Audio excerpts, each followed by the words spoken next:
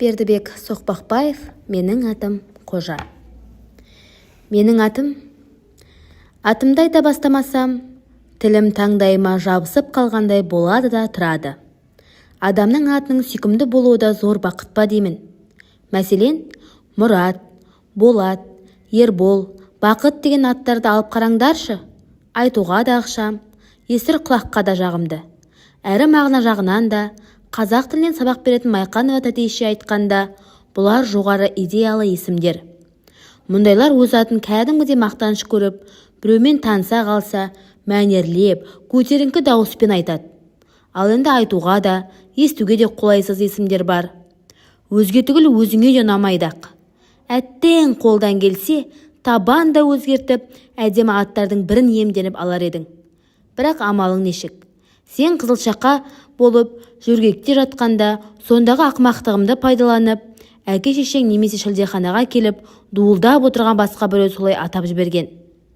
Өкенбайдың баласына тыңжыртар деп ат қойған секілді, өзге қызу жұрт сол арада ду қостап, осы болсын баланың аты, осы болсын, мұнан жақсы аты дүниені шырқ айналсақ та таппаймыз дескен.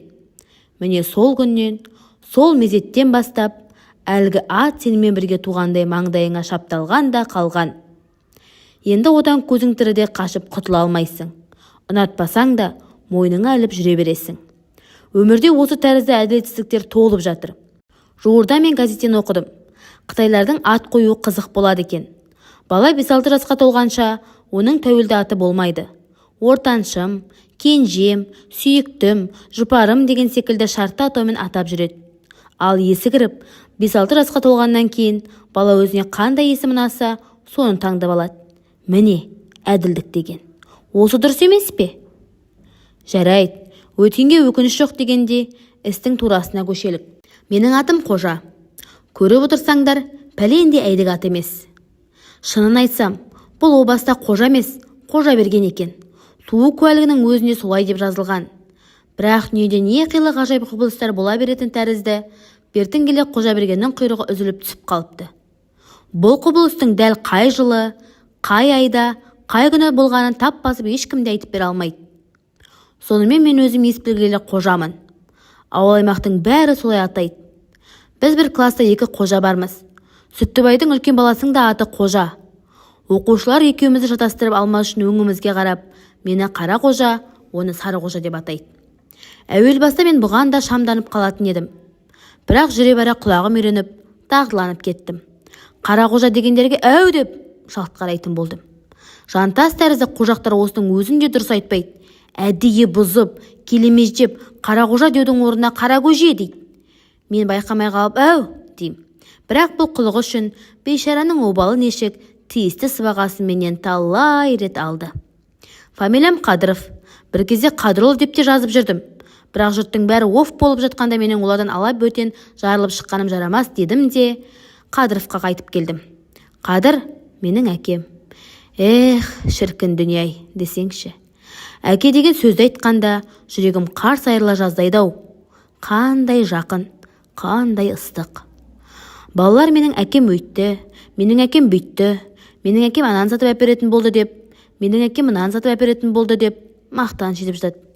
Ал мен болсам, әкемнің қандай адам екенін де білмеймін. Өйткені ол майданға аттанғанда мен 2 жастамын. 2 жасар ақмақ не білет, не түсінет. Сол кеткеннен абзал әкем мол кетті, оралмады. Қайран әкем, егер сен тірі болсаң, мүмкін мен бұдан да көрі басқадай болар едім. Кім білет, жер әлемді шулатып, Сотқар Қожа атанып жүргенім әкесі жетім өскендігімнен де шығар. Кімге де болса бір әке әбден керек. Тіпті селкілдеген шалдардың өздері кейде жарықтық, әкем анандай ет, әкем мынадай ет деп еске алып, армандап отырмай ма? Ал күйеу керек пе әйелге? Меніңше әбден керек. Кейде Милат мамам әкемнің суреттерін ақтарып қарап отырады да, мұңға батып, бір түрлі егіліп кеткендей болады. Кірпігі жасқа ашыланады. Мен сол кезде маматайымды керемет аяп кетем. Бірақ аяғамен не пайда? Білем, сезем неге күйзелетінін. Егер оның күйеуі, яғни менің әкем тірі болса, Қаратай ұятсыз мамама өзеуреп сөз айтпақ түгіл, оның маңнан жүр алар ма еді. Сөйтіп, мен сендерге өзімнің аты жөнімді айттым. Ал көркем шығармада кейіпкердің кім екені аталып қана қоймай, сырт бейнесі қоса сипатталатын дәстүр бар ғой. Енді соған көшейін. Тоқтаңыз. Бұл үшін әуелі өзімді-өзім айнадан байыптап қарап алайын. Мынау, міне, мұрным. Әжем кейде менің атымды атамай тампыш неме дейді. Оның айтқаны рас екен ғой. Екі танауыма екі саусағым еркін сыйып кетерлік. Қос ауыз мылтықтың ауызды үңірейіп тұр. Екі шекемнің шыңқылығы да болмаса, басым қарбыз тәрізді доп-домалақ, тап-тақыр. Шашымды Әбубәкір шал кеше ғана ұстарамен сыпырып алып тастаған. Ох, менің шашым. Қаттылығы, қайраттылығы шошқаның қылшығынан бір кем емес. Осы ауылда оны алуға жарайтын бір ғана ұстара бар. Ол Әбубәкірдікі. Оның өзі де алғыш салған бетте тұқырланып жүрмей қалады. Шашымды әр алған сайын Әбубәкір мені бірінші рет кездестірген адамдай таң қалып бітеді. Япыр-ай, мұндайда шаш біте береді екен-ау. Мынау шаш емес, тікенек қой, тікенек. Мінезінің шатақтығы осыдан-ақ көрініп тұр. Сыпатталмаған енді нем қалды. Қаралығымды әуел бастақ айтқанмын. Сол жақ құлағымның астына таман бір түйір қалым бар. Бәтшағардың бітпейтін жерге бітуін қараш. Одан да бетімнің ұшына таман болсашы. Сонда әдемірек көрінер ме едім. Бір аз уымды былтыр, оны айтудан қажет те болмас. Кімнің тісін құрт жемейді дейсің, және ол былай қарағанда көрінбейді де. Ал бойымды біреулер орта бойлы дейді. Әжем болса, әкең тәрізді сұңғақ боласың дейді. Кімдікі рас екенін Құдайым білсін. Өткен күзде мектепте дәрігер қарап өлшегенде 139 сантиметр шыққан едім. Егер шашым болса, 140 шығуы сөзсіз еді. Тақырбас жүргеннің осындай залалда бар. Жасым 12-де, 5 класты бітіріп отырамын. Повестің бірінші тарауын осымен доғарамын да, келесі тарауға көшемін. Күні бойы футбол ойнап, әбден қалжырадым. Ойын үстінде шаршағаны онша аңғарылмайды. Енді міне дел сал болып, өзімді-өзім әрең сүйреп келе жатырмын. Аяққа қонған шаңды қарашы, бір елі. Шіркін-ай, осы бойда барып, күмп етіп, өзенге қойып кетер ме еді? Өзен бойына көз тіксем, қыздар шомылып жүр екен. Мейлі, шомыла берсін. Оларға да салқындау керек қой. Ал мен әуелі тамақтанып алайын. Ішім итше қаңсылап, түйені түгімен, нарды жүгімен жұтып жібере жаздап келе жатқам жоқ па? Қораның бұрышына айналып бергенім сол еді, көзім есік алдындағы тажалға түсті. Жүрегім дір етіп, бойымды дереу жиып алғандай болдым. Тажал тапжылар емес. Ежелгі дағдысы бойынша біздің босаған ескеп, мелшипті де қалыпты. Тажал деп отырғаным сыры көше бастаған, жағал-жағал 3 дөңгелекті, көкшіл көне мотоцикл. Әр жексенбі сайын оның көрген күні осы, біздің қорадан шықпайды. Мотоциклдің иесі көрші колхоздағы комбайншы жігіт Қаратай. Жігіт деймін-ау, қайдағы жігіт? Беті әжім-әжім, сақал тікенектей кәрі біреу. Қаратайды мен қандай жексұрын көрсем, жағал мотоциклді сондай жексұрын көрем. Өйткені оны құстай ұшырып, зырылдатып, лезде алып келетін осы антұрған емес пе? Бұдан 1 жыл бұрын Қаратайдың әйелі дүние салған екен. Әйелі дүние салды деген сөз, өзі бойдақ қалды деген сөз. Ал өзі бойдақ қалғаннан кейін тағы да үйленбекші. Осы арада кімге деген сұрақ туады? Дүниеде өзге әйел құрып қалғандай Қаратайдың есек дәмі көңілі менің миллат мамама ауатын тәрізді. Жағал мотоциклдің әр жексенбі сайын біздің босағаны иіскеп, қаңтарылып тұруындағы гәп міне осы. Әрине, бұл мәселе жөнінде менен ақыл кеңес сұрап жатқан ешкім жоқ. Бірақ мен Қаратайға іштей кіжінемін де, атаңның басы мен мамам теріс саған деген сөзді айтамын. Үйге кіре беріп, мен мотоцикл дөңгелегін теуіп жібердім. Кім иемденсе, соған құлшылық ететін меңіреу техника бұған не жауап қатсын? Зырқ етіп, бір тербелді де, үнсіз қала берді. Ауыз үйде әжем көбі пісіп тұр екен. Ертеден қара кешке бір тыным алмайтын бейнетқор әжем-ай. Көмпілдетіп піскенде, қарашы, көбінің түбін түсіре жаздайды. Орамалы сырғып, желкесіне түсіп кеткен. Көпті көрген бурыл басы босанып, тер иісі келеді. Қолымдағы допты тарс еткізіп, босағаға тастай бердім де, мен сол екпінімен төреге қарай беттедім. Жұмысын дереу доғартты. «Хей, мына түріңмен қайда барасың? Онда кісі отыр», деді әжем. Өзі қызық кісі, кім отырғанмен білмейді деп ойлаймын екен. Кісі болса қайтушы едім. Даусым қатты шығып кетті. Мейлі, естісе, ести берсін. Есікті жұлқып ашып, кіріп келдім. Қаратай мен мамам терезе алдындағы столда, әдеттегіше бетпе-бет әңгімелесіп отыр. Екеуі бірдей маған қарады. Қаратайдың жүзінде менің келімді жаратпаған абыржу бар. Ал мамамның тіксініп шына қараған қабағынан тасы жүрісімнің оған да ұнамағанын бірден аңғардым. Осы бойда бұрыштағы шкафыма қарай өтіп бара жатыр едім.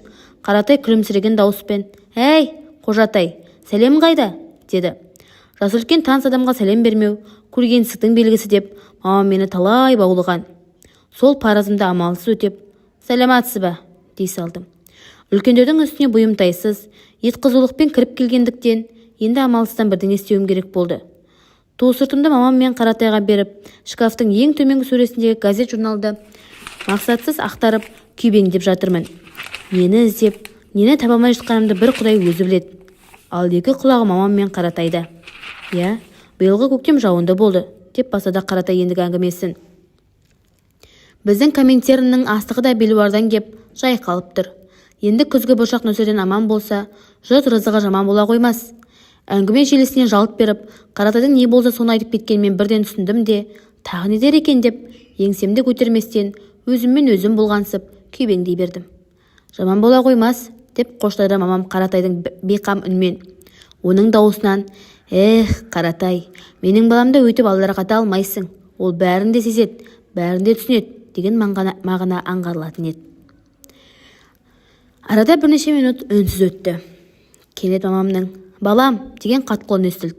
«Сенің сонша күйбеңдеп таба алмай жатқаның не зат?» Бұл сөз маған 6 өрме қамшымен жұталата тартып жібергенде әсер етті. Әсіресе «балам» деген сөздің зәрі күшті ағады. Өйткені жайшылықта мамам менің атымды атайтын. «Балам» деп мынау ресми өні үлкендердің сөзіне тыңшылық істемек болған бұл сасық қулығыңды таста деп шекіргенмен бірдей еді.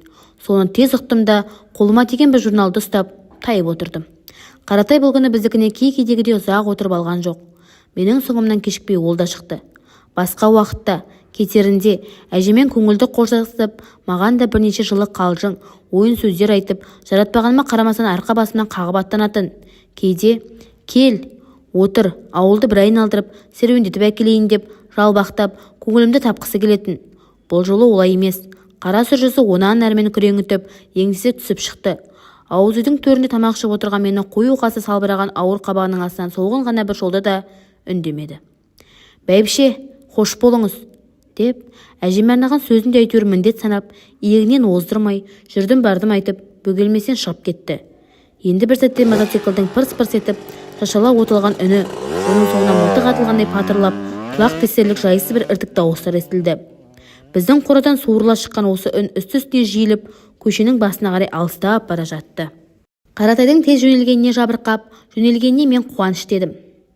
Осы кеткеннен қарасы бір жолата өшсе, мамамның Қаратайға шынымен күйге шыққысы келе ме? Мүмкін емес. Бөтен біреуге, тікенек сақал кәп-кәрі Қаратайға? Жо, ол оған шықпайды күйеуге. Тіпті жас болсын, қандай болса, сондай болсын. Мамама керегіне бөтен күйеудің.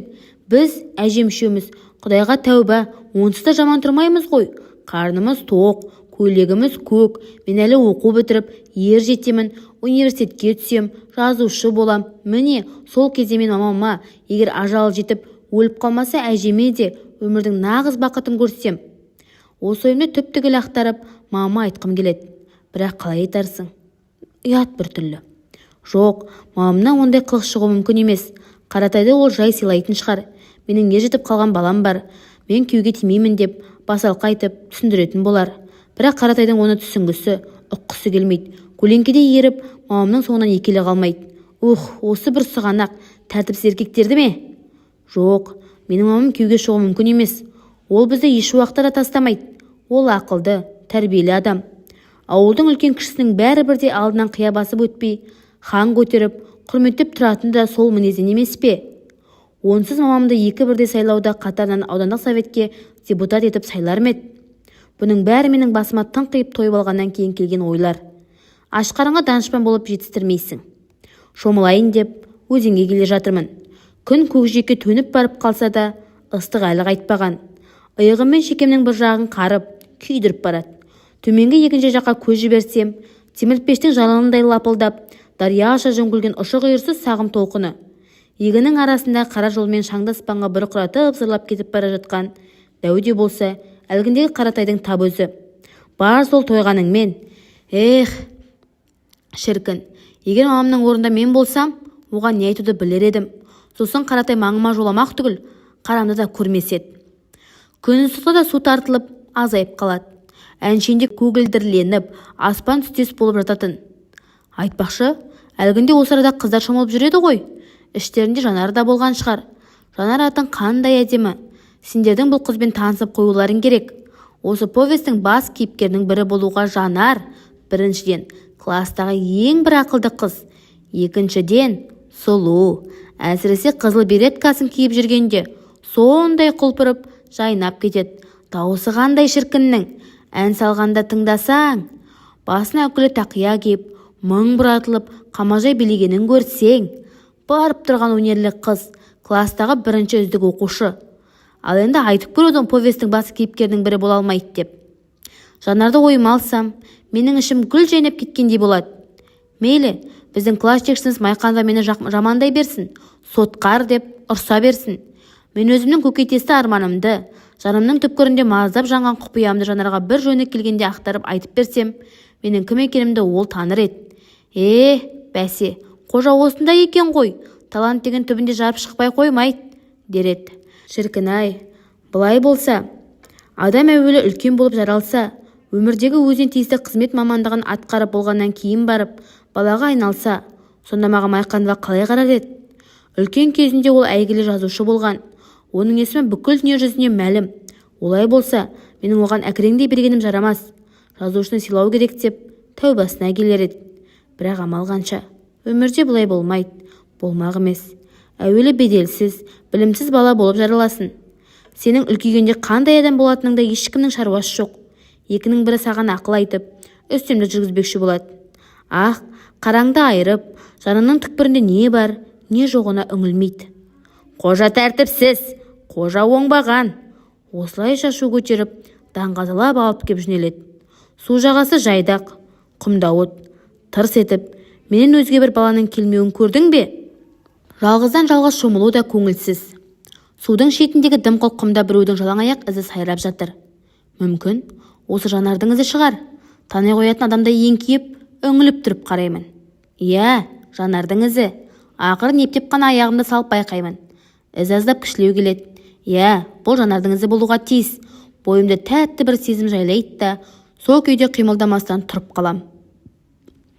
Таңертеңгі шайымды ішіп алғаннан кейін аяңдап, мектептің спорт алаңына қарай келе жаттым. Қолтығымда добым бар. Біздің Спартак кеше қайраттықтардан 7-5 болып ұтылған еді. Бүгін оларды қалай да жеңуіміз керек. Команданың капитаны ретінде соған қатты ширығып, іштей дайындықпен келе жатырмын. Мектептің қасына Жантас ұшыраса кетті. Қолында мөр басылған бір жапырақ жазулы қағазы бар. Соны шертіп қойып, «Қара көже, мынаның не екенін білесің бе?» дейді. «Ол не?» «Лагерге жолдама. Біз лагерге баратын болдық. Ал, сен көшедегі иттер тәртіпке салуға ауылда қалатын болдың». Тілінің қыршаңқылығы үшін Жантасты мытып алғым келіп бір тұрдым да, әуелі жолдама жайын тиянақтамақшы болдым. «Оны саған кім берді?» «Кім беруші еді? Майқанова апай берді. Бірақ сен жоқсың тізімде». «Неге жоқпын?» Жантаста Майқанованың қайда екенін сұрап едім. «Мектепте» деді. Бұдан былай біреуді келеме жеп сөйлеудің қандай екенін білу үшін Жантасты мұрынға сырт еткізіп бірді шерттім де жүгіре жөнелдім.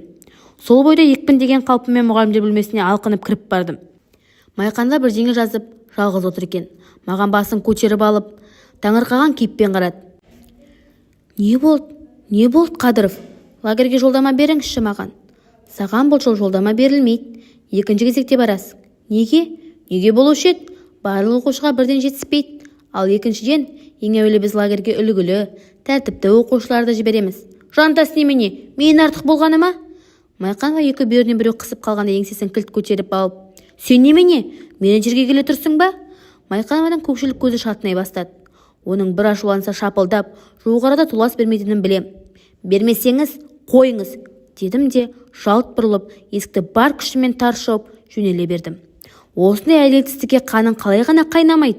Жантас біреуді біреуге атыстырып, от тастап жүретін қу, сабақ үстінде сыбырлап сыпсаңдағыш, өзі тақтаға шыққанда көрінгенге құлақ түргіш Жантас үлгілі оқушы болғанында мен үлгісіз болғаным.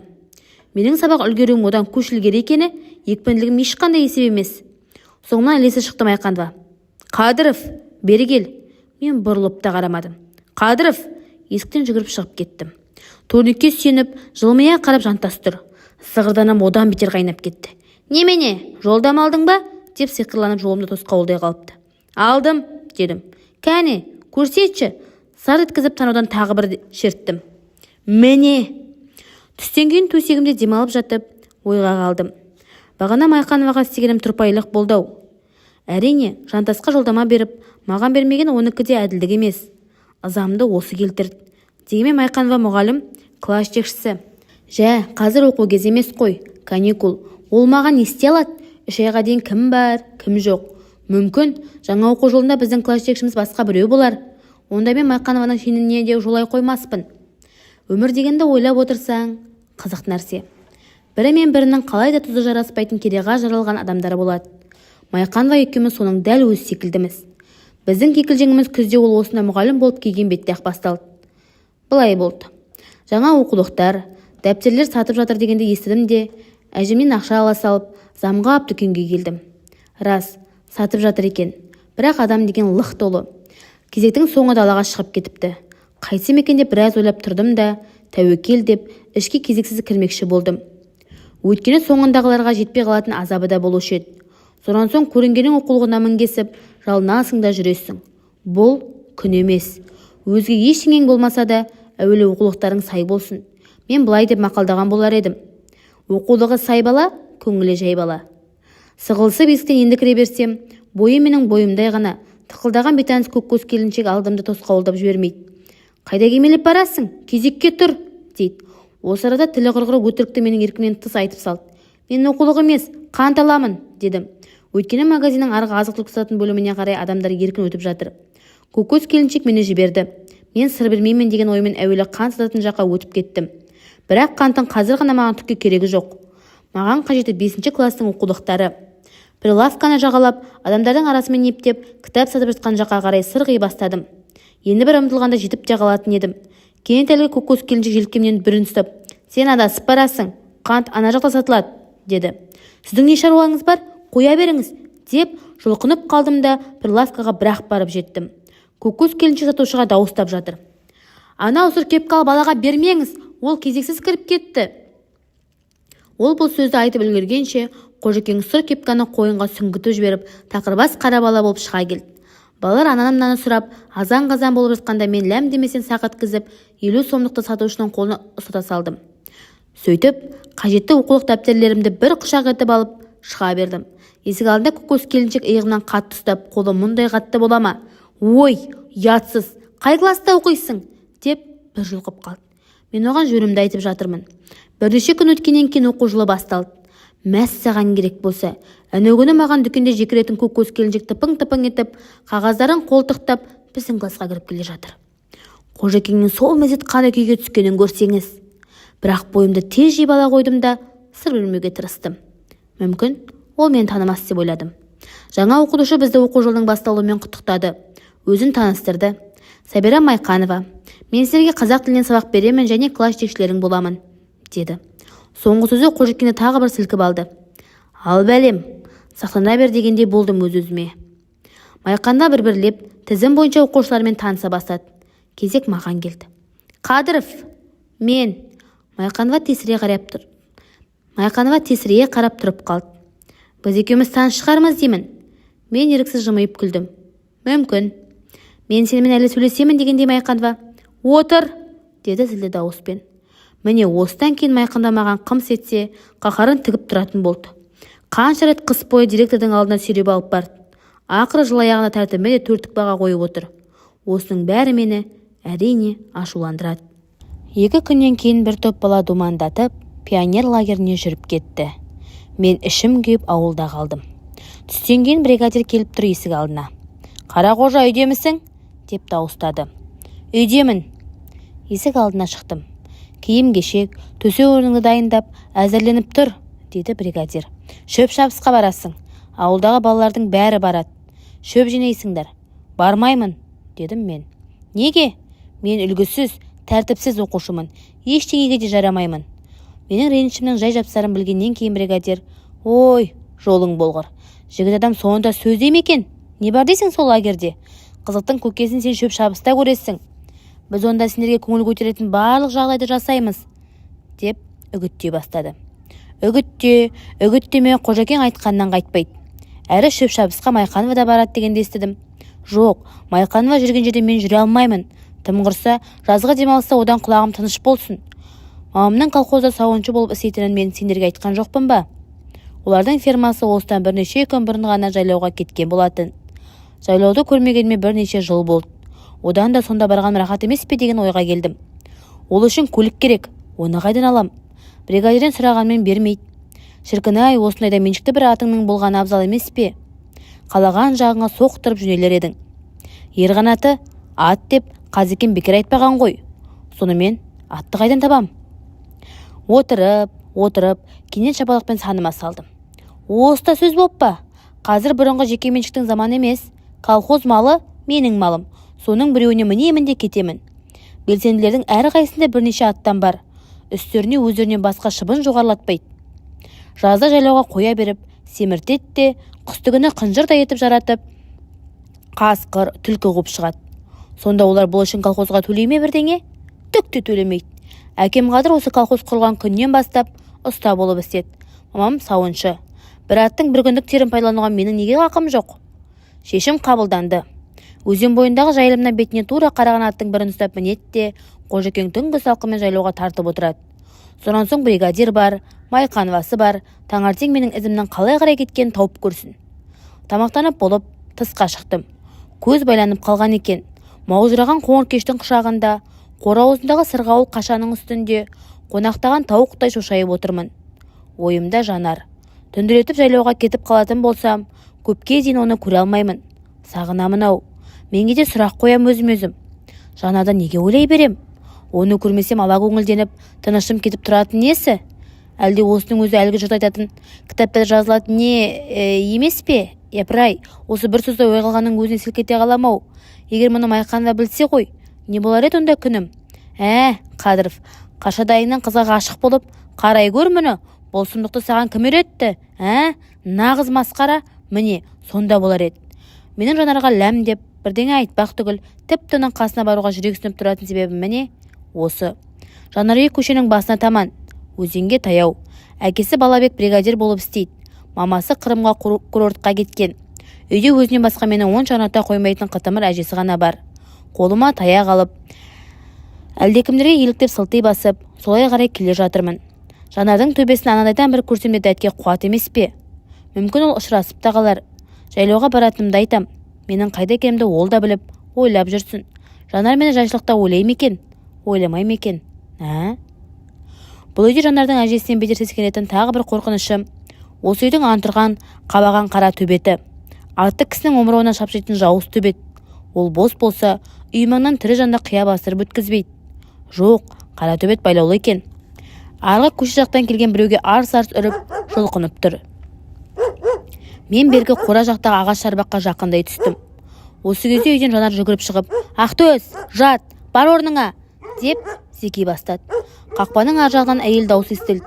«Жанаржан, әжең үйде ме? Әжем бағана тауық фермадағы Сүйінбай атамдікіне кетіп еді, әлі келген жоқ». Жанардың үйде жалғыз екенін білгенде қуанышым қойныма сыймады. Неде болса, бірер ауыз тілдесіп қалуға бел байладым. «Жанар!» деп дауыстадым. Ол жүгіре басып, бері қайтып келе жатқанда, үнінбей не бір шошыған немесе аяғаса ғажайып бір қымбат зат тауып алған адамдай жарқын шығып кетті. Селк етіп тоқтай қалды Жанар. Үй маңдайшасына электр шам орнатылғандықтан есік алды сүттей жарық еді. Дауыстың қайдан шыққанын тұспалдай алмай, төңірегіне жалта-жалта қарап барып, көрді мені. «Кеш жарық, Жанар!» Жанардың таңданған жүзі дереу күлімсіреді. Қасыма жүгіріп келіп, ағаш шарбақтың үшкіл басынан ұстап бетпе-бет тұра қалды. «Кеш жарық, қожа, не қып жүрсің?» деп сұрады ол. «Мен түнделетіп жайлауға кетем». «Мамаңа барасың ба?» «Иә, сен неге лагерге бармадың?» «Мамам келгенше үйде болып, әжеме көмектесем. Майқанова апай лагерге келесі кезекке жолдама берем деді». Жанар осыны айтты да, «Қожа, менің әжем үйде жоқ. Жүр, той бойынайық», деді. Өзегімді нұрлы сезім жарып өтіп, қолтығыма қанат біткендей болды. Қаншаға пәрменімен секіріп шықтым да, ар жағына топ өте түстім. Сол кезде шынжырын сылдыратып, қара төбет те арсылдап тұра ұмтылды. Иттен қорыққансып, Жанардың білегінен қысып ұстап, жабыса түстім. Ит есік алдына жете алмаса етіп байланған екен. Екеуміз иық түйістіре жүгірген бойда үйге кіріп кеттік. «Сен дойбыны жақсы ойнаймысың?» деп сұрады Жанар. «Жоқ, онша емес», деп сыпайы жауап қайтардым. Ал шындығында өзім теңес балалардың көбін ұтушы едім. Жанардың бетпе-бет отырған сүйкімді жүзіне, иығына төгіліп көмірдей қап-қара әсем құлан шашына алаң-келең қарап, толқып отырып, бірінші ойында қалай ұтқызып алғанымды байқамай қалдым. Ол маған 3 бұзау айдатты. Бірақ Жанардың мәз болған кейпіне қарап бұл ұтылғанды өзім іштей қуандым да. Екінші ойында әлгіндей емес, сағырақ ойнауға тырыстым.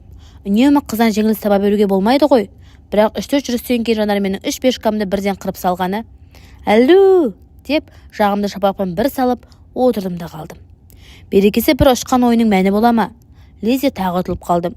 Бұл жолы топырлатып, 6-7 бұзау айдатты. «Байыдың, байыдың!» деп Жанар онан әрмен мәз бола түсті. Енді менің намысым келе бастады. «Қазір ұтамын!» дедім сенімді үнмен. «Ұтпасаң не боласың? Не бол десең, со болайын. Дүние жүзіндегі барып тұрған мақтаншақтың өзі боламысың?» Жарайды. 3-ші ойын шиеленісіп басталды. Әу дегеннен ақ 2 пешкадан қарпысып алдық. Бірақ біраздан кейін ойынның ара салмағы тағы өзгере бастады. 1-2 жерде мүлт жіберіп алдым. Жанардың 2 пешкасы тағы артып кетті. «Ей, бәлем, көрермін жеңілмегеніңді!» деп қанаттанып, оның мерейі аса түсті. Менің ендегі үміт атқаным оң жақ шеттегі бір пешкам еді. Түпкірлетіп отырып, соны биге алып шықтым. Қырғидай тиіп, жайпармын ау енді бәлем. Бірақ тап осы кезде майдан даласында мен ойламаған ғаламат бір оқиға болды. Айлакер Жанар орта шенде елеусіз тұрған бір пешкасын маған жегізді де, басқа бір пешкасымен менің әлгі батырымды белден басып, биге өтіп кетті. Оны мен де тымбат. Әлгі биемен менің өзге 3 жауынгерімді тағы жайпап салды. «Ура! Ұтылдың! Мақтаншақ қожа! Мен енді сені бұдан былай мақтаншақ қожа деп атаймын!» «Тоқта! Қалай боп кетті?» «Міне, былай. Сен мені мына пешкамды жедің бе?» «Жедің. Онан соң мені былай жеп биге шықтым. Одан кейін міне былай жедім. Ей, мақтаншақ қожа, ұтамын деп мақтанып едің. Тоқта, менің әлі де бір биім бар ғой. Оның қолынан не келеді? Көрерміз, сен әлі ұтқан жоқсың. Жүріс кезегі менікі ме?» Менің бір биіме қарсы Жанардың 4 пешкасы қалды. Оның да біреуі би. Ал қалғандары да енді еш бөгетсіз біртіндеп биге шығуы даусыз. Сосын 4 қара би менің жалғыз сары биімді аш бөрде ортаға алып, тырп еткізбей бас салуы сөзсіз. Осы қатер айдай анық танылып тұрғандықтан бірден бір жан сауғалайтын орын ұзақ жолға шығып кеттім. Бұл пиғылымды түсіне қойған Жанар: «О, қорқақ!» деп ызаландыра түсті. «Састың ба, бәлем? Сонан соң қайда барар екенсің?» Жан-жағымның бәрі қатер. Қайда барушы едім? Ұзын жолдан қия бассам, мет кететінім сөзсіз. Сондықтан тақтайдың ол шетінен бұл шетіне ілгері кейін сырғанап жүрдім де отырдым. Бұның ойын емес, шық ұзын жолдан. Өз еркім, шыққым келсе шығам, шыққым келмесе шықпайым. Жоқ, шық ұзын жолдан, шықпайым. Ендеше сен жеңілдің. Жоқ, жеңілгем жоқ. Жеңілгем жоқ. Жеңілдің. Бұдан былай мен сені мақтаншақ қожа деп атайым. Жанар екеуміз осы арада кәдімгідей қызылкеңірдек болып қалдық. Ол жеңілдің дейді, мен жеңілгем жоқ. Кәне ойын аяқталғанша ойнаймыз деймін. Ендеше ұзын жолдан шық дейді ол. Шықпаймын деймін мен. Ақыры ойнамаймын сенімен деп Жанар ұртын бұртитып дойбыны жинап алды. Ойнамасаң қой дедім, мен де есемді жібергім келмей. Осы кезде қақпалында қара төбет арс-арс үріп барып басылды. Шиқылдап дарбаза ашылғандай болды. «Әжем келді ғой деймін» деп Жанар сыртқа жүгіре жөнелді. Мен соңынан шықтым. Қақпаға кіріп келе жатқан әжесі Жанарға: «Ой, шыбыным, жалғыз отырмысың?» дей берді де мені көріп: «Мына бала қожа ма?» деп сұрады. Кемпірдің үнінде мені жаратпағандық бар еді. «Иә» деп жауап берді Жанар маған бұртия қарап. «Бұ неғып жүр мұнда?» «Екеуміз дойбы ойнап отырдық. Балам, бар үйіңе» деді кемпір маған. «Жанаржан, ит қауып алмасын, шығарып жіберші». Мен итті шабаландырып, қақпаны айналып жүрмей-ақ шарбақтан секіріп жөнелгім келді. Мейлі, дойбыдан салуым болмаса да тәуір физкультурашы екенімді Жанар тағы бір рет көрсін. Осындай орай кеп тұрғанда сондай өнермен болса да оған ұнап кеткім келді. «Сау болыңыздар», жүгіріп келем шарбаққа қарай. Секірдім. «Қойсаңдарш, адамды қырсық шалайын десе оп-оңай ғой». Осы арада ойламаған жерде масқараға ұшырап, абайырым айрандай төгілді де қалды. «Не болды дейсіңдер ғой?» Бір балағым сырғауылдың үшкіл басына ілініп қалып, созылған күйде ұзынымнан түспесім бар ма? Оңбай жығылдым. Бірақ өлімнен ұят күшті деген емес пе? Жалмажан тез түрегелдім де, алды-артыма қарамастан зытып отырдым. Жанар мен әжесі қарқылдап күліп қала берді. Япыр-ай, Жанарды ренжітіп кеттім-ау. Соншалық неге естім? Ей, осы қайсарлық мінезі мені абайырға жолдас етпейді ғой. Ұзын жолдан шығып, жеңіле салсам, нем кететін еді? Жанардың өкпелі пішінмен бұртия қараған кейпі көз алдыма келеді. Кешірш, Жанар. Тұрпайлық істеппін, кінә менде. Үйге кіріп бара жатқанда, иттен қорыққансып, Жанардың жып-жұмсақ білегінен қысып ұстап, жабыса түскенімді ойлағанда, бойымды тәтті бір сезім жайлағандай болды. сол сүйкімді білек қазір де уысымда тұрғандай өз алақанымды өзім құшырлана қысам. Басыма қилы-қилы ойлар сапырылысып келеді. 10-шыны бітірген соң армияға шақырылам. Ал Жанар болатын болса, институтқа оқуға түседі. Сонда, бәлем, мен оған өлең етіп тұрып, неше алуан ғажап хаттар жазармын-ау. Сөз жоқ, Жанар да жауап жазады. Жаным қожа, деп бастар. Мүмкін. Қандай сүйкімді сөз. Көзге түртсек көріксіз тастай қараңғы. Сабалап жаңбыр құйып тұр. Жентектелген қою қара бұлт аспан төріне дарияша сапырылысады. Күн күркіреп, найзағай шартылдап, көзді шағып, құлақты тұндырады. Көкірей тасып аққан Көкбұрыл тау өзенінің жағасына табиғаттың долы мінезін елең қылмай, қаруын кезеп ұстап сұсты шекарашы тұр. Бұл жауынгерлік борышымды өтеп тұрған мына менмін. Мүмкін ауа райының осы қарбаласын пайдаланып, зұлым жау елімізге қандай шеңгелін салмақ болар. Қасиетті совет шекарасын бұзуға әрекеттенер. Бірақ мен қасыққаным қалғанша онымен алысуға әзірмін. Әне, жау танктер зәулім ағаштарда шөптей ұмтылып келеді. Мен бір бұтаның түбінде танк бұзатын гранаталарды қасыма ыңғайлап қойып, аңдып жатырмын. Алғашқы танк құлаш жерге келіп те қалды. Орнынан көтеріле беріп, лақтырдым гранатаны. Дәл тиді маңдайдан. Жарылды. Екінші, үшінші танктер де осының аяғын құшты. Басқыншы жау қия баса алмай, жер жастан. Менің армиядан батыр атанып, орден тағып келе жатырмын. Көпір аузында шоқ-шоқ гүл бумаларын ұстаған нөпір жұрт жолымды тосып тұр. Солардың ішінен көзіме оттай басылып, Жанар ұшырай кетеді. Аңсап көріскен қозы мен Баянды бір-бірімізге құшақ жая ұмтыламыз. Жанар, қожа. Мектеп директоры Ахметов бастаған бір топ мұғалім қасыма келеді. Жарайсың, қожа, жігіт ақ екенсің. Біз сенің мұндай ержүректігіңді білмей, баяғыда бекер ұрсады екенбіз ғой. Кешір, деді Ахметов. Иә, талқыдан талқыға сап, күн көрсетпеуші едіңіздер, деймін мен. Әсіресе әлгі Майқанова апай. Майқанова маған батып келе алмай, бір жетке таман ыңғайсызданып тұрады. Сіз неге оқшауланып тұрсыз? Бері таман келіңіз, деймін. Ол қалтырай басып, жақындай түседі. Кешір, қожа. Баяғыда мен саған пионер лагеріне жолдама бермегенімді ұмытпаған боларсың. Иә, ұмытқаным жоқ. Кешір айналайын, қожатай. Кешіремін бе? Қайтем? Жоқ, өзгеге кешірсем де Майқановаға кешірмеймін. Өйткені оның ызасы әбден өтіп бітті. Ахметовты оңаша шығарып алдым да Майқанованы шығарыңыз мұғалімдіктен, деймін. Сонымен бітіп жатыр. Совет одағы батырының айтқанын Ахметов орындамай көрсін. Шіркін ұшқыр қиял адамға не істетпейді. Ел аяғы басылуын күтіп, кітап оқып отырдым. Әжем төсек сала бастап еді. Маған төсек салмаңыз, мен бүгін жайлауға кетем, дедім. Бүгінін қалай? Осы жидағараңғы түнде ме? Иә, түнде. Күндіз ыссы ғой. Салт атпен жол жүргенге түн тиімді емес пе? Көлікті қайдан таптың? Қайдан тапсам да таптым. Көлік даяр, дедім. Сен оңбағыр табыр бәле шығарғалы жүргеннен саумысың? Не бәле шығарушы едім? Осы сіз-ақ маған ылғи шүбәланып тұрады екенсіз. Шүбәланбай қайтейін, өзің тыныш жүрмейсің. Әжем тағы да тұрып алып, құлағымда талай сасқан дағдылы өнегесін айта бастады. Шыбыным, әйтеуір ешкімге тимей, ұрынбай, жайыңа жүр. Тек жүрсең, тоқ жүресің дейді атаң қазақ. Сенің тентектігіңді менен басқа ешкім де көтермейді. Әйтеуір саған айтар ақылым, тыныш жүр балам, тыныш жүр. Біреудің ала жібін аттаушы болма. Мешкей жеген жақсат емес. Осы үлкендер деген қызық халық. Бір менің әжем емес, қай-қайсысы балаларға шетіне өсиет айтқыш, сөзін сілтегіш, ақыл ой келеді. Олай етпе, бұлай ет, ананы істеме, мынаны істе деп тәптіштеп тұрғанда таңдайларынан шаң көтеріледі. Ал енді өздеріңе қараңдаршы, не қилы жаман мінез, жөнсіздік осы үлкендердің арасынан шықпай ма? Ұрлығысып сотталып жататындар кімдер? Үлкендер. Мас болып, қатын баласының үрейін алып, үйінде шұрқан шығаратын кімдер? Үлкендер. Бәлеқорлар, жемқорлар, жалақорлар, бәрі үлкендерден шығады. Ендеше олар бізге, балаларға ақыл айтып, жөн сілтемес бұрын әуелі өздерін өздері түзеп алса, қандай жақсы болар еді? Әже менің қызық адам. Тұрмыстың қарапайым қағидасына бұдан жүйрік кісі осы ауылда сірәда табыла қояр ма екен? Сөйте тұрып ол көп мәселе жөнінде сәбидей аңқау. Қараңғы болған соң аңқау болмай қайтсын. Мен қанша әуреленсем де оған осы күнге дейін жердің домалақ екенін ұғындыра алмай-ақ қойдым.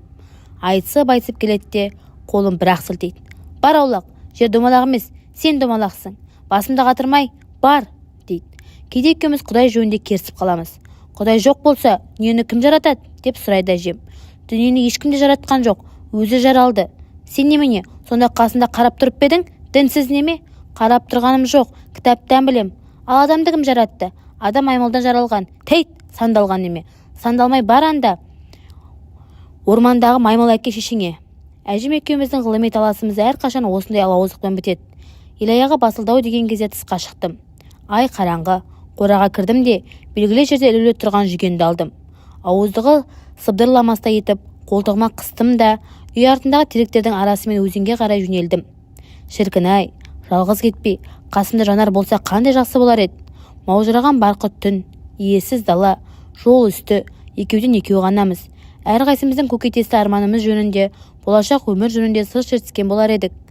Ауылдағы мінсаттар түнге қарай өзен бойына жіберіледі. Менің көздеп келе жатқаным соның бірі. Әне, шеткі бір жылқының қарасы көрініп те қалды. Жақындап келсем, Алшабай шалдың жекеменшік тор биесі екен. Аяғында Алшабайдың өзінде қасарысқан сом шойын кісен, қасында құлыны жайылып тұр. Әрменек тағы бір-екі жылқы шөпті бырт-бырт үзіп жайылып тұр. Соның біреуіне тақап келдім. Міне, берді Құдай тілегімді. Колхоз председателінің жирен жорғасынан дөп келгенімді көрдің бе? Шіркін, тақымыма бір термедің деген тәтті арман таңдайымды бұрыннан қорып жүруші еді. Енді сол арманымды жүзеге асыратын болдым.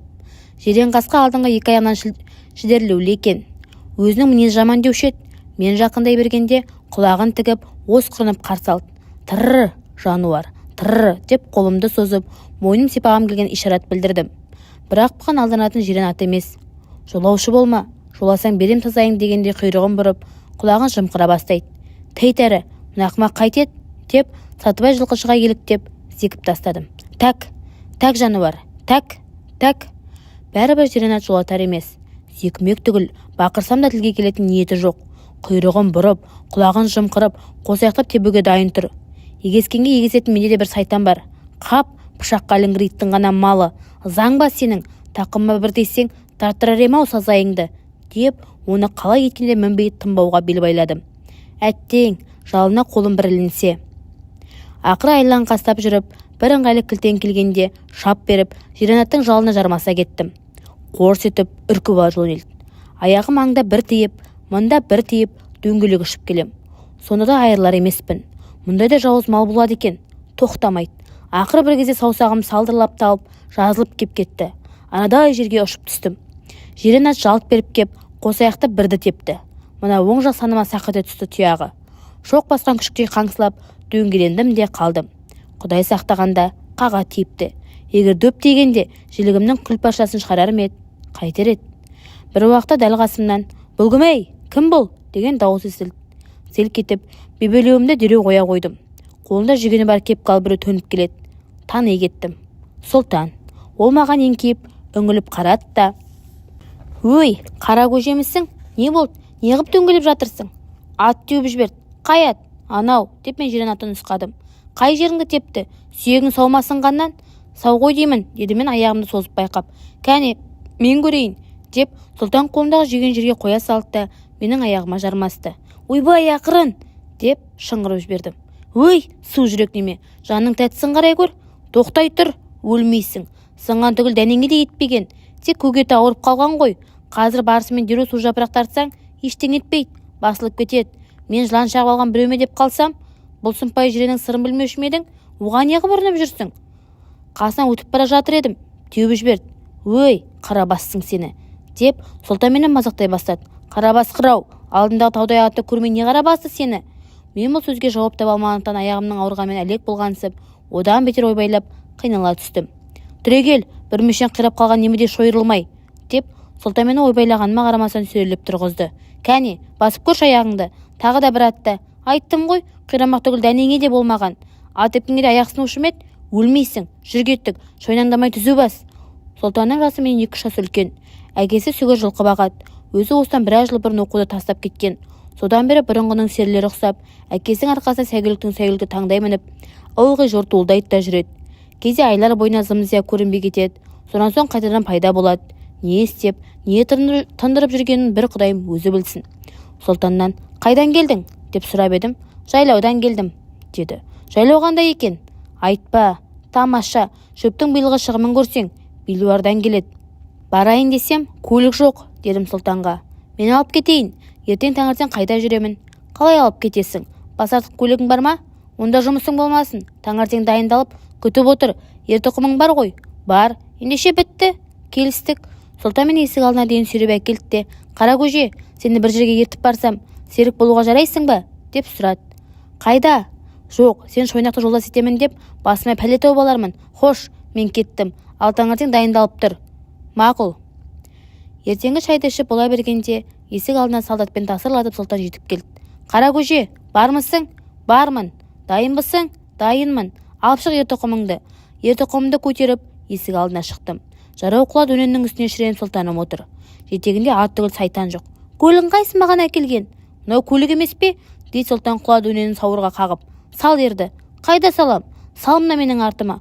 Құла дөнен аман болса екеумізді жайлау түгіл Алматыға апарады. Сонда бір атқа екі ер ертемекпіз бе?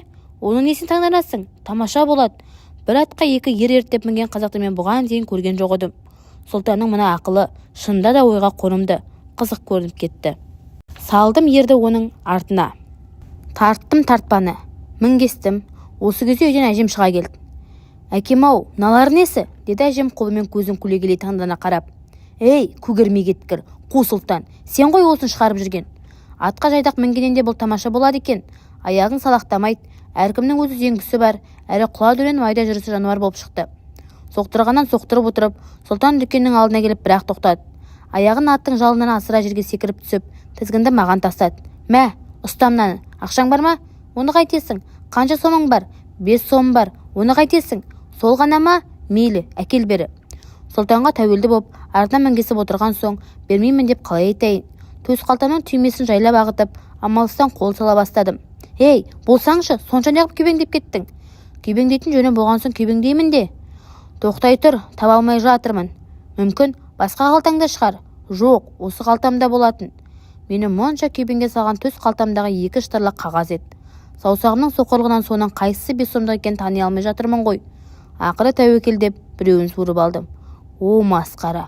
Шеті көзіме шалынғанда жүрегім су етіп, ішім удай ашып кетті. Бұл алып шыққаны бақандай 10 сомдық еді. «Өй, мынау 10 сом ғой», деп қуанды Сұлтан. «Өй, қу, қара көжей, қулығың қалмайды осы сенің. Мейлі, 10 сом болса да әкел бері». Мен мұны 5 сом екен десем, 10 сом екен ғой, деп ұятымды қымтап, мен де білмегенсіп жатырмын. Сұлтан ақшаны алып дүкенге кіріп кеткенде, қалтама қайта қол салып, 2-ші штарлық қағазды суырып алдым. Бұл 5 сомдық. Әлгі мені шатастырып, ұятқа қалдып жүрген міне осы қу ғой. Ызасына өзін 4 бөліп, лақтырып жіберсем бекен деп, кіжініп бір тұрдым да, бірақ онсыз да талай көресінен көріп, умаждалып, ие түсіп біткен бейшара болғандықтан жаным ашыды. Қалтама қайта салып қойдым. Сұлтан магазиннен галифе шалбардың 2 қалтасы тырсиып, ұрты шодырайып шайнандап шықты. «Не сатып алдың?» «Жолдың қамы», деді. Сұлтан аузы сөйлеуге әзір келіп, «Онсы жолдың қамы» дегені. Сұлтан тізгінді қолына алды да, ерге қайтадан қарғып мінді. «Ал, енді кеттік» деп, мен асығыстық білдірем. Сұлтанның артына жарбайып мінгесіп кетіп бара жатқан мына түрімді жанар көрмес екен деймін. Ауылдан былай шыға беріп, Сұлтан маған қалтасынан пряник алып берді. Екеуміз қытырлатып жеп келе жатырмыз. Құла дөренің тағасы таста жолға шық-шық соғылады. Бір кезде Сұлтан артына бұрылып, «Сен шылым шегесің бе?» деп сұрады. «Жоқ». Ол ерге қырындап отырған күйі аттың тізгінін тежеді бе, қалтасынан бір пачка сигарет суырып алды. Аузын ашты да маған ұсынды. «Мә, үйрен. Өзің тарта бер», дедім мен. «Осы күнге дейін шылым шегуді үйренбей не қып жүрсің?» деді Сұлтан мені кінәлай сөйлеп. «Мә, тарт». Алдым. Сұлтан отты жағып ұсынды. Тұтаттым да бұрқылдатып тарта бастадым. Аузыма түтіннің жап-жаман ыс дәмі келеді. «Ой, сауатсыз», деді Сұлтан менің шылымды қалай шегіп келе жатқанымды көріп. «Сөйтіп те тартам екен, жап-жақсы сигаретті босқа қоретуын қараш, ішке тарт. Міне, былай, аузыңа түтінді толтырып ал да жұтып кеп қал. Баласы бәрімізге тиеді. Бізден өткен ақмақ жан жоқ қой. Кейде қайдағы бір залалды нәрсеге соның залалдығын біле тұра итте әуес келеміз. Осы арада маған, кәне, жұтып көрейінші» деген ой келді. Не болар екен? Ал енді болғаны бұл бақытсызды бастан кешірген болсаңдар, өздеріңді біліп отырған шығарсыңдар. Аузымды түтінге толтырып алып, жұтып кеп қалғаным сол екен, бір керемет улы газ өңешімнен шеңгелдеп ала кеп түсті. Тынысым бітеліп, қақ алдым да қалдым. Көзімнен жасым ашып кетті. Енді бір шақта көзім бұлдырлап, жеріне төңкеріліп бара жатты. «Ойбай, тоқта!» Аттан ауып түсіп, қылжия кеттім жол шетіне. Жүрегім лобылып, құса алмай қиналып жатырмын. Менің бұл аянышты халіме жанашудың орны Сұлтан оңбаға мазақ етіп тұр. «Қайраң, қара көжем-ай, ажалыңнан 3 күн бұрын өлетін болдың-ау. Милат апайға не бетімді айтып барар екем? Тым құрса жайлауға жетіп те өлмей әуреге салатын болдың-ау. Міне, содан бері темекіні аузыма алмақ түгілі иісі мұрныма келсе ысытып жөнелемін. Құла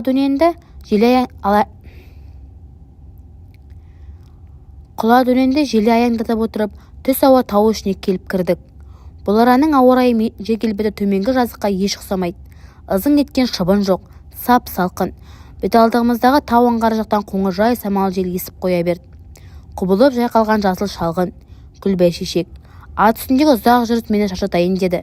Өйткені атқа екі адам мінгескенде артқысы көп тегіштеледі екен. Сұлтан болатын болса, күнге күйген желкесі қып-қызыл болып, кепкасын көзіне түсіре киген күйі бүлк ететін болып,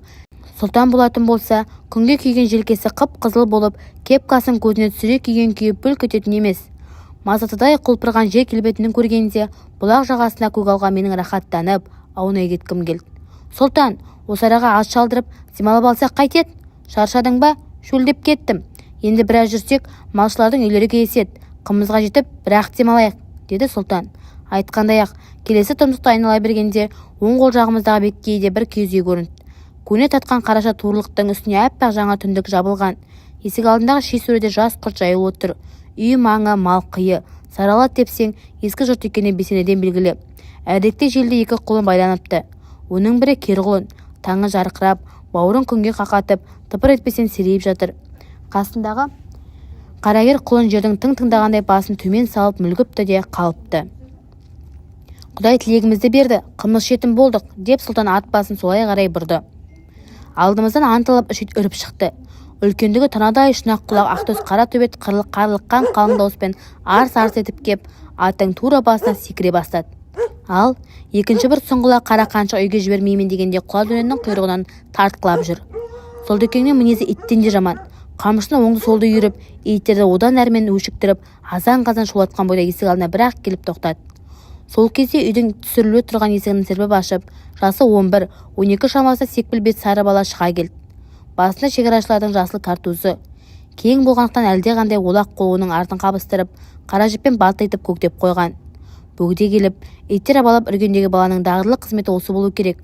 Ол бізге назар аудармастан дереу босаға жатқан ақбақанға жармасы да иттерді қуа бастады. Кет, кет, Алыпсоқ, жат орныңа барып. Алыпсоқ төбет баланы дереу тыңдады. Шабандап, көменен қырық-қырық барлығын сарқып үріп, бізге ала көзбен бұрылшақтай қарап, тайып отырды. Оған ілесіп өзге итте жым болды. Бақан сүйреткен бала бізге назарын енді ауырды. Бұл кімнің үйі? Деп сұрады Сұлтан секпіл бет баладан ат үстінде тұрып. Жұмағұлдың үйі. Жұмағұл не істейді? Қой бағат. Кім бар үйде? Ешкім жоқ. Шешең қайда? Ана белдің астындағы сиырлы сау ауылға кетті. Қымыз бар ма? Қымыз жоқ. Бағана кісілер кеп ішіп кеткен. Түк қалдырмады ма? Қалған жоқ, деп күмілжіді бала. Неге өтірік айтасың? Жұрттың астында керейге байлаулы тұрған бір мес қымызды қайда қоясың? Оны саған кім айтты? Жолда қой жайып жүрген жұмекеңе кездесіп едік. Сол айтты. Жұрттың астында бір мес қымыз байлаулы отыр. Содан төкпей шашпай бір-бір кестен құйып ішіңдер деді. Сұлтан осыны айтты да, сыр берме деген ишарамен менің тіземді матып қойды. Көнтек ерні таңырқай ашылған қалпы секпіл бет таң-тамаша кейіпте тұрып қалды. Сұлтанның оспақ сөзі шындықтың төбесінен түскен болу керек. Мынау соның байыбына бара алмай тұр. Секпіл беттің солқылдай бастағанын көрген Сұлтан, түсейік, деп ат басын малмағашқа қарай бұрды. Түсіп, атты байладық та үйге бет алдық. Секпіл бет әлгі орнынан тапжылмай мыналар қайтет дегенде бізді көзімен бағып, көңіліндегі күдігін не айтпай, не Сұлтанның айтқанына сене алмай дел-сал болып тұр. Үй іші ала көлеңкелеу, салқын екен. Сұлтан тапыр нағашысына келгендей төр алдына сұлай кетті де, үй иесі кіргенге дейін жүктің астын ашып жіберіп, қарап та үлгерді. Тырсиған бір мес қымыз, шынында да байлаулы тұр екен. Бізден сескенгенде табалдырықта әрең аттап секпіл бет кірді. Босағадан озбай тұрып қалды. Жуа-жуа шираған қалпы болса керек. Үстіндегі көк сәтен көйлектің етегі тыл-тиіп қарына шығып кеткен. Ашқыр мен екі аралықтан үрген доптай тырсиған тоқ қарының бір шеті жылтырап көрінеді. Ей, атың кім сенің? Деп сұрады Сұлтан. Дәулет. Атың әдемі екен. Дәулет деген тамашат. Менің ағайымның аты да Дәулет. Аға үстегі Сұлтанның сайтаны да жоқ еді. Өтірігімді шығарма деп менің санымды тағы шымшып қойды да сөйлей берді. Дәулеті мол, дастарханы бай, алақаны кең болсын деп қойған ғой. Ей, Дәулет, біз асығып отырмыз. Сен бізге бір кесен қымыз бер. Апа мұрсат, оны ауылға беріп жібереміз деген. Нені? Жүктің астында қымызды. Жұмекең өзі айтты ғой, бір кесе құйып ішіңдер деп. Әкел, кесе әкелші. Апа мұрсат. ұрыспайды, біз саған ақша төлейміз. Сұлтан қалтасынан қобыратып бірнеше бір сомдық сақылықтарды суырып алды. Дәулет шын ақшама дегенде сүзіле қарап қалды. Иә, төлейміз, деді мен Сұлтанды қоштап. Ашық ауыз Дәулетті алдап ішкеннен гөрі адамшылыққа бұл бір табан жақын еді. Мамам кеп қалса, қайтем? Бұл Дәулеттің көнген еді. Келмейді, деп Сұлтан орнынан ұшып түрегелді. Қай жақтан келуші еді? Мынау. Сұлтан мені нұсқады. Киіздің жыртығына бақылап тұрсын. Екеуміз тездетіп құйып жіберейік. Дәулет қолын созды. Әуелі ақша бер. Мә, деп Сұлтекең Дәулетке бір сомды ұстата берді. Мынауың жыртық, ескі ақша қой. Ендеше мынаны ал. Мә, деп Сұлтан оның қолындағы шытырлаған су жаңа бір сомды қайыр бастап берді. Ақшаның сиқыр күші Дәулеттің шырайын күрт өзгертті. Енді оның көзінде қуаныш ұшқыны тіріліп, бізге үйірсектеп қарай бастады. Сұлтекеңнің қимылына көз ілеспейді. Жүктің астындағы месі дереу суырып алып, аузын шешіп жатыр. Дәулет өрешенің ішінен бұрын ішіне қымыз құйылған кішірек бір көк кастрөлді алып шықты. Қане, тос. Сұлтекең сарт етіксіп, орта кастрөлден аса қымызды бірақ құя салды. Көп боп кетті, деп жете қалды Дәулет. Ештеңе етпейді. Месі Сұлтекең көз ілеспейтін шапшаңдықпен орнына қайта байлап қойды. Екеуміз кастрөлдағы қымызды кесемен көсіп алып, кезектесіп сіміре бастадық. Босаған кастрөлді өрешесіне апарып қойған соң Дәулет, тағы бір сом бер, деп қолын созды. Не үшін? Сендер екі кесе емес, көп іштіңдер ғой. Өй, жолың болғыр, деп кейді Сұлтан. Біз оны шиектеп іштік пе? Маман кеп қалса, сені құртады екен деп, саған жанымыз ашыған соң іштік қой. Бекер ішкен екем, қарымды сыздатып кетті.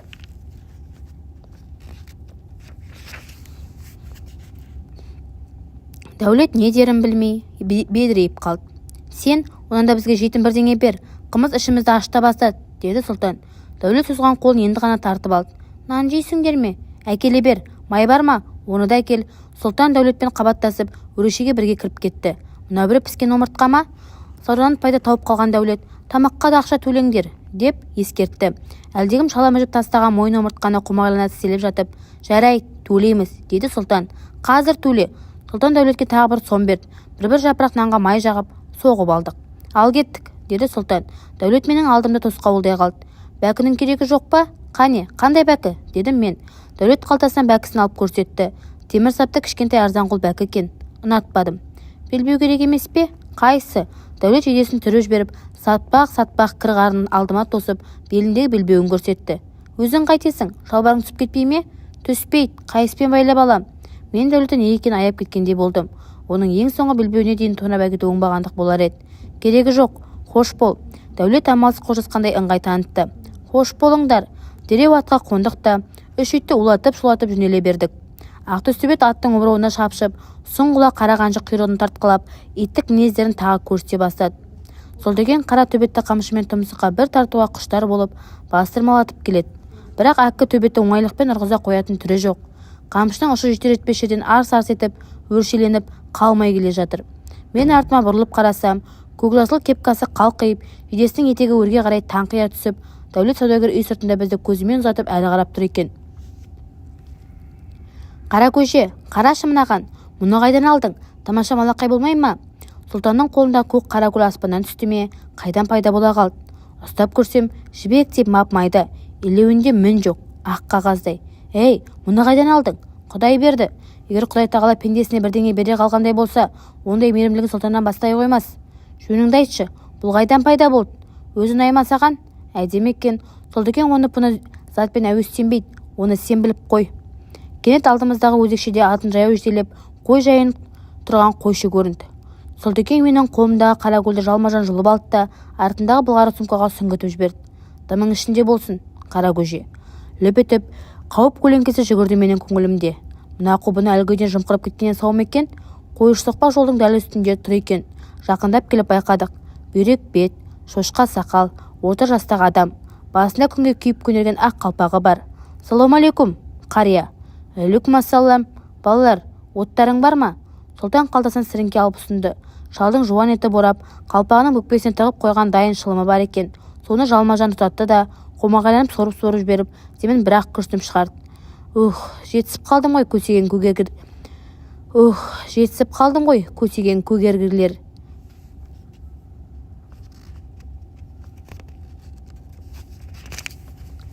Сіріңкем таусылып қап, бағанадан бері қаңсып тұр едім.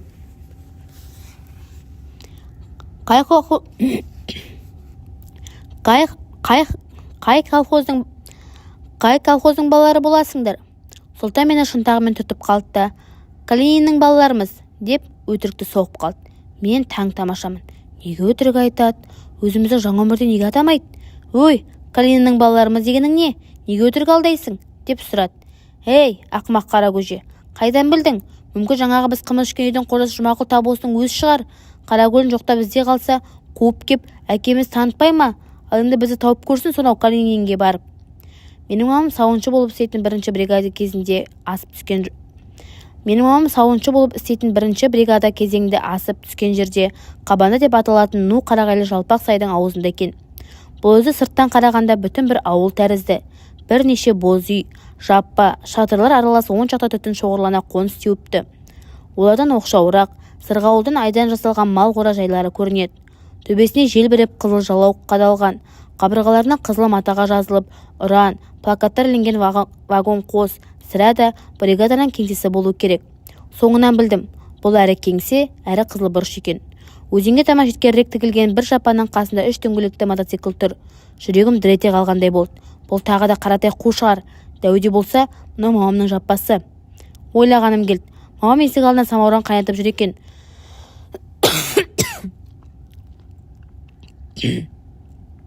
Бізді көріп, таңырқап қарап тұрып қалды. Сұлтан онымен самбырлап амандаса кетті. Амансың ба, Милла тәтей? Балаңыз аттапай қара жаяу отыр екен. Міне, мінгестіріп алып келдім. Есік алдында мотоциклді мен бірден таныдым. Қаратайдікі. Жаппаның ашық тұрған есігінен үп-үлкен керзеті киген аяқ көрініп жатыр. Оның да иесі сол бір адам. Көсіліп жатқан аяқ біздің дабырамызды естіп, бүгіліп жинала түсті. Лагерге бармадың ба? Деп сұрады мамам менен. Жоқ, біздің мына алла бөтен жүрісімізді ұнатпады-ау деймін. Мамамның қас-қабағы салқын еді. Сұлтан соны аңдады ма, түспеді. Ертең келем, мен саған ат тауып әкелем, деді. Мақұл.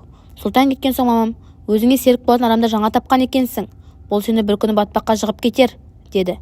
Өз жөнімді мен өзім білем, дедім. Иә, біліп жүрсің. Жаппаға кірдім. Түр алдында шынтақтап Қаратай жатыр.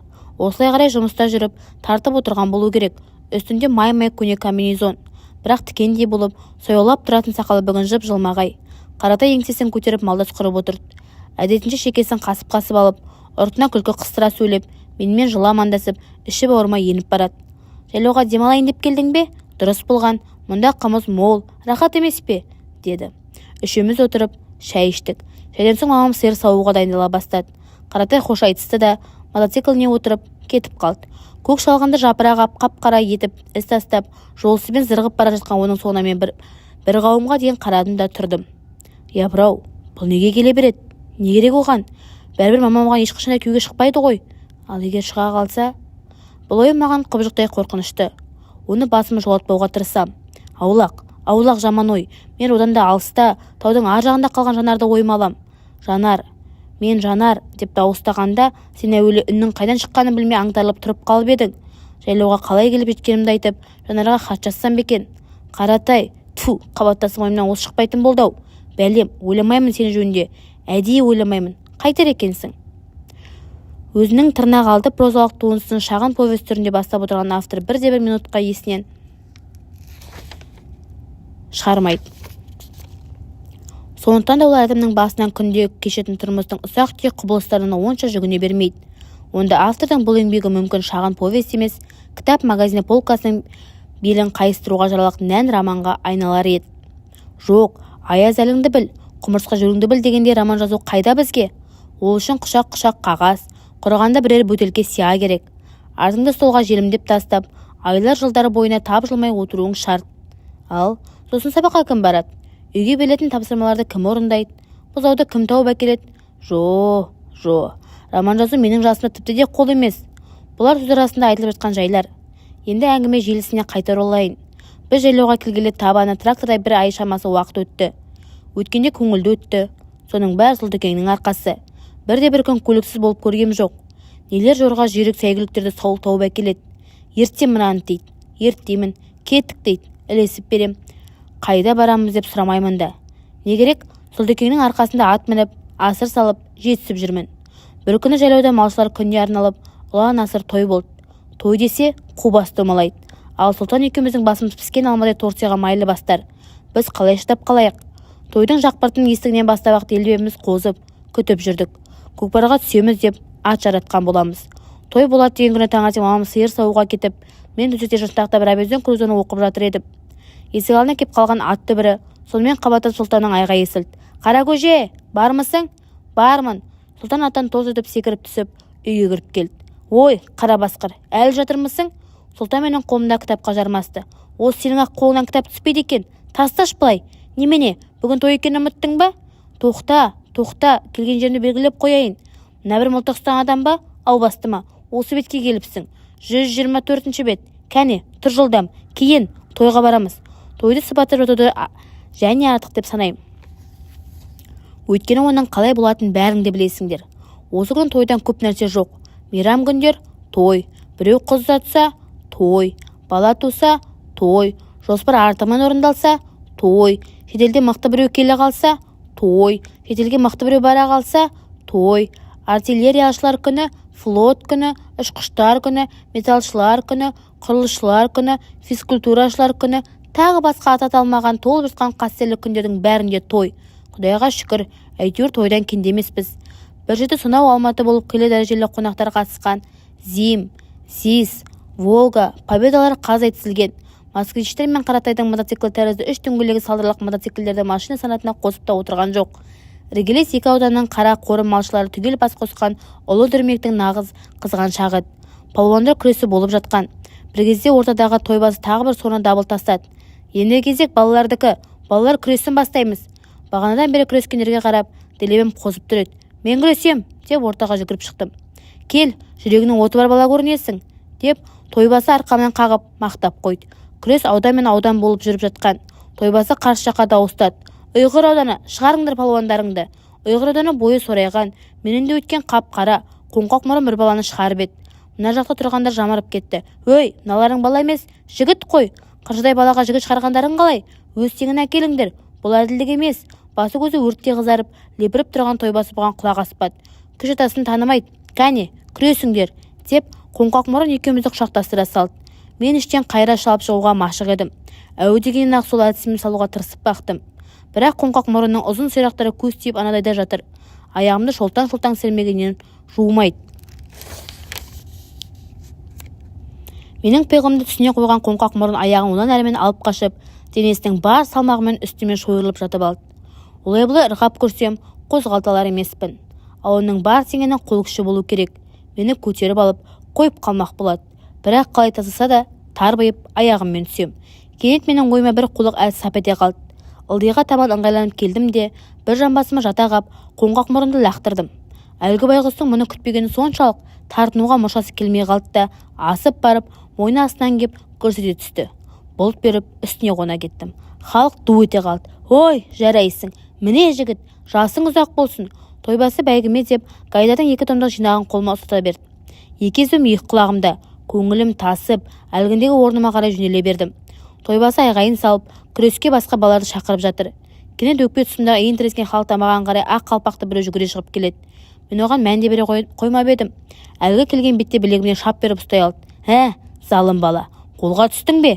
Басқа ештеңе демесен ісіміз жоқ, әлгі мені қаңбақтай ұшырып, сүйреп кетіп барады. Бүйді жүзі әйтеуір бір таныс секілді. Бірақ қайда көргенімді жөпелдемеде есіме түсіре алмадым. Не керек сізге? Топтың сыртына шыққаннан кейін шошқа сақалды ашудан дір-дір етіп, тістеніп, әлгі мені алқыман қылғындыра ұстап, сілкіп жіберді. Мойныңызды жіберейін бе? Баламды алдап, қымызымды рәсу етіп ішкендеріңмен қоймай, қара көлімді неге ұрлайсыңдар? Арқамнан таспақа сырғанап түскендей дір ете қалдым. Көзінен ашу шатынап тұрған ақ қалпақтыны енді таныдым. Бұл анада бізден шылым тартатын жол үстінде кездескен қойшы еді. Ақсақал, қара көліңізді мен алған жоқпын, дедім жалыныш үнмен. Енді кім алды? Мына масқара оқиғадан мен өзімді дереу ақтап алуым керек болды. Шынымды айттым. Қасымдағы бала алыпты. Ол қайда? Ол кім дегеннің баласы? Деп әкіреңдейді шошқа сақал. Сұлтан деген бала. Ана жерде тұр. Шошқа сақалды ертіп, әлгінде Сұлтан екеуміз тұрған жерге келдім. Жоқ, Сұлтаным зым-зия зытып отырған түрі бар. Қайда? Кәне? Әлгінде осы арада тұрған. Сол арада бір талай әуесқой жұрт. Не болды? Бұл не істеді? Деп күресті қойып, бізге назар аудара бастады. Өлімнен ұят күшті дегенде не істерімді білмеймін. «Сұлтан, әй, Сұлтан!» деп дауыстаймын. Кенет біреудің «Сұлтан әне, атына мініп зытқалы жатыр» деген үні саңқ ете қалды. Ол нұсқаған жаққа жалт бұрылып қарасам, Сұлтекең ат үстінде қонып та қалған екен. «Сұлтан!» деп айғайлап жібердім, бірақ ол тыңдамады. Атына қамшыны бір басып, тік төмен қарай құйғытып тартып отырды. «Кетті, әне кетті!» дедім шошқа сақалға.